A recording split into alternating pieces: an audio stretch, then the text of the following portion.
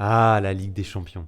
Quel joueur de football n'a jamais rêvé de fouler les plus grandes pelouses européennes les mardis et mercredis soirs, d'entendre la petite musique le remplir d'émotions et surtout de soulever la prestigieuse coupe aux grandes oreilles. Ces rêves-là ont forgé les plus grands, les champions. Gagner cette coupe, c'est ajouter à son palmarès une ligne argentée qui brille plus que les autres.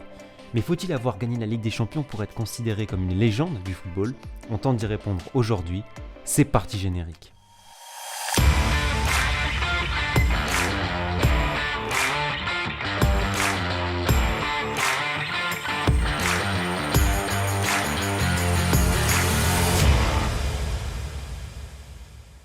Salut tout le monde, j'espère que vous allez bien, heureux de vous revoir pour une nouvelle vidéo, pour une nouvelle analyse, une question, débat assez récurrente. Faut-il avoir gagné la Ligue des Champions pour être considéré comme une légende du football? J'ai un avis bien tranché là-dessus, je pense que c'est pas la Ligue des Champions qui fait la légende, mais c'est clairement un paramètre à prendre en compte. Pourquoi? D'abord et tout simplement parce que c'est la plus grande compétition des clubs de football, et puis parce que c'est la scène des grands rendez-vous, des grandes équipes, et surtout des grands joueurs. Prenons l'exemple de CR7 qui est pour moi le joueur qui symbolise le plus cet esprit Champions League. Sa légende, elle s'est construite dans cette compétition, ses buts décisifs, parfois exceptionnels, ses 5 finales gagnées, le recordman de buts sur une saison et dans l'histoire de la compétition. La légende de Ronaldo, c'est en grande partie la Ligue des Champions. Avant Messi et Ronaldo, Raoul par exemple, était une légende européenne, lui qui détenait le record de nombre de buts inscrits. Donc plus tu marques en Ligue des Champions, plus tu gagnes en Ligue des Champions, plus tu es amené à devenir une légende de ton sport. Mais ce qu'il faut comprendre, c'est que la Ligue des Champions n'est pas une frontière entre les légendes et les autres. Elle ne scinde pas le monde du football en deux. On ne peut pas dire que Jorginho est plus une légende du football que De Bruyne juste parce qu'il a gagné une Ligue des Champions. Vous voyez ce que je veux dire? Donc être une légende en Ligue des Champions, ça va avec la notion de stabilité et de continuité dans la performance. C'est le cas de Lionel Messi et Cristiano Ronaldo qui sont ultra performants en Ligue des Champions à ce niveau depuis bientôt plus de 10 ans. Deux joueurs-là, ces deux monstres, ils ont brillé au plus haut niveau en Ligue des Champions pendant de longues années. Ce fut le cas aussi de Maldini, de Xavi, de Pirlo, d'Iniesta. Ces joueurs-là, ils ont montré une certaine performance dans la plus grande des compétitions européennes et forcément, ça crée leur légende, ça les propulse au niveau de légende. C'est le cas de Zinedine Zidane aussi, bien sûr. La Ligue des Champions, elle fait la légende de Zizou parce qu'il l'a gagné en tant que joueur et puis il l'a gagné 3 fois déjà en tant qu'entraîneur sur le banc du Real Madrid. Donc sur ce premier point, est-ce que gagner la Ligue des Champions, ça fait de vous une légende du football? Je pense que oui, ça rentre clairement en compte, c'est un paramètre qui est évident, tout simplement parce que la Ligue des Champions, c'est le terrain des plus grands. Maintenant, on rentre dans l'autre partie qui va me permettre de dire que, très simplement, que gagner la Ligue des Champions ne fait pas d'un joueur une légende du football. Même si on ne gagne pas la Ligue des Champions, on peut très bien être une légende du football. Le premier argument, il est très simple, il est évident. Il y a d'autres titres à gagner que la Ligue des Champions, dont un encore plus prestigieux, c'est la Coupe du Monde de football. Maradona, Buffon et le grand Ronaldo R9 n'ont jamais gagné la Ligue des Champions, mais ils ont gagné au moins une Coupe du Monde. Et ce titre-là fait énormément leur légende. Mais même si on occulte leur succès au mondial, ce sont des légendes parce que Maradona, c'est le talent à l'état pur, un joueur de génie mythique, une divinité en Argentine et à Naples, capable de coups d'éclat, de gestes et de paroles insensés. Buffon, c'est la classe totale, un grand professionnel, humble et respectueux, un portier de génie propre, fidèle à ses valeurs, passionné. Ronaldo, c'est ses dribbles incroyables, son sens du but, sa technique, sa finition, ses ballons d'or. C'est tout l'héritage qu'il a laissé. Ces joueurs-là, sans avoir gagné la Ligue des Champions, ce sont des légendes du football parce qu'ils ont laissé et laisseront une trace indélébile dans l'histoire de notre sport. Mais ce qui est aussi important dans le football, ce n'est pas que les titres. Les titres, ça fait des joueurs, des vainqueurs, des champions. Mais il y a aussi autre chose, il y a d'autres indicateurs qui rentrent pour qu'on qualifie un joueur d'une légende. Et il y en a un qui est très important, c'est la passion. Francesco Totti.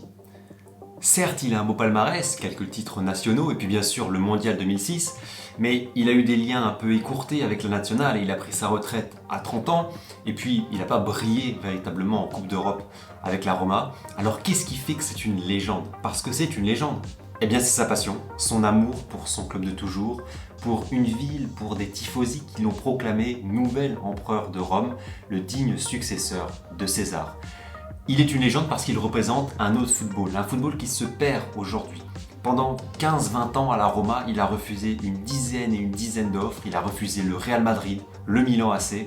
Il a accepté de gagner moins d'argent que s'il avait signé ailleurs et il a aussi accepté de gagner moins de titres en restant chez lui à la Roma. Il est resté fidèle à son club de toujours et c'est juste fou. Dites-vous même que les ultras de la Lazio, l'ennemi éternel de la Roma, les ultras de la Lazio qui sont d'ailleurs pas les supporters les plus sympathiques du monde, d'autant plus que Francesco Totti leur a bien fait mal en 25 ans, et ben ces ultras ont rendu hommage à Francesco Totti lorsqu'il est parti à la retraite. C'est juste fou à quel point ce joueur a marqué l'histoire d'une ville. Le football, c'est aussi ça, c'est être une image, une icône, un symbole, c'est être un personnage. Et en construisant son personnage, on peut devenir une légende du football. Le cas le plus éloquent, c'est peut-être Zlatan Ibrahimovic, le géant suédois qui a certes un palmarès incroyable, mais qui n'a jamais gagné la Ligue des Champions, qui n'a jamais vraiment brillé en Ligue des Champions, qui n'a pas non plus gagné la Coupe du Monde ou des titres avec la Suède. Donc, qu'est-ce qui fait la légende de Zlatan Ibrahimovic ? Eh bien, c'est son caractère, son aura, son physique, son arrogance, ses punchlines, sa longévité aussi. À 40 ans, il est performant et est un leader pour le Milan AC. C'est aussi ses 500 buts en carrière, parfois stratosphériques, acrobatiques, qui ont donné l'adjectif zlatanesque. Il s'est construit un personnage, il s'est construit un mythe. D'ailleurs, il va y avoir un film qui sortira au cinéma sur Zlatan Ibrahimovic, ça vous donne l'ampleur de ce phénomène. Et même en n'ayant pas brillé dans les plus grandes compétitions, eh ben, il a réussi à devenir une légende. Il est devenu un personnage unique de notre sport et ça montre bien qu'il ne faut pas obligatoirement gagner la Ligue des Champions pour être une légende. Voilà, c'est la conclusion sur laquelle je voulais aboutir, la conclusion qui ponctue l'analyse. Je pense que la Ligue des Champions est le terrain qui favorise la création de légendes, qui favorise les mythes. C'est le terrain de jeu où on peut le plus briller, mais il ne faut pas obligatoirement la gagner pour être une légende du football. Il y a des talents qui seront toujours des talents du football, qui seront parmi les meilleurs joueurs du monde, mais qui n'auront pas été récompensés en gagnant la Ligue des Champions. Pourtant, c'est pas parce qu'ils ont connu des échecs dans cette prestigieuse compétition qu'ils ne seront pas des légendes. Néanmoins, la Ligue des Champions, parce qu'elle est médiatisée, parce qu'elle est prestigieuse, parce que ce sont les plus grands clubs qui la jouent, plus on brille dans cette compétition, plus on est amené à la gloire, au succès, plus on est amené à devenir une légende du football. Voilà les amis, c'est tout pour moi pour cette analyse. J'espère que ça vous a plu. Dites-moi ce que vous en avez pensé, si vous êtes d'accord avec ce que j'ai dit. Et pour vous, quels sont les grands joueurs, les grandes légendes du football qui n'ont jamais gagné la Ligue des Champions? Écrivez-moi tout ça en commentaire. Merci beaucoup pour votre fidélité, ça me fait très plaisir. J'essaie de sortir un maximum de contenu cette année. Voilà, j'espère que ça vous plaît. Merci pour les précédents retours sur le vlog Coverciano, sur RSN3, sur les autres vidéos que j'ai pu sortir depuis que je suis arrivé ici en Italie. Merci beaucoup. En route pour les 500 abonnés, donc n'hésite pas à lâcher un petit pouce bleu, t'abonner, activer la cloche. Voilà, c'est rapide, ça prend quelques secondes. Moi, ça me soutient énormément et ça me donne la force de continuer à vous proposer de belles choses encore pour cette saison. On se revoit la semaine prochaine pour de nouvelles aventures. D'ici là, passez une bonne journée, une belle soirée, prenez soin de vous et profitez des vôtres. Ciao!